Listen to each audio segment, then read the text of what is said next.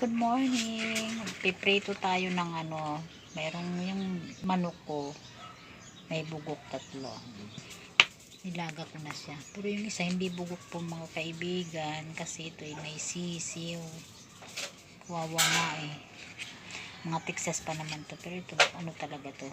Ang tinatawag ito ay century egg na. Ay, masarap na sarap nito. Parang durian.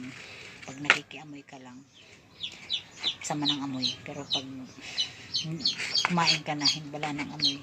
Nagawa ko ng mixture dito. Harina, lagyan ko itong coloring para katulad nung binibenta. Thank you, paminta, betching, asin, yan.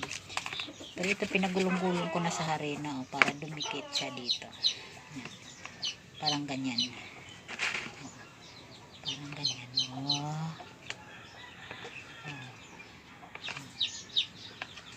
Yan, ganyan, diba?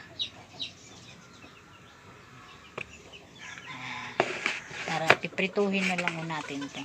Ilagay ko dyan.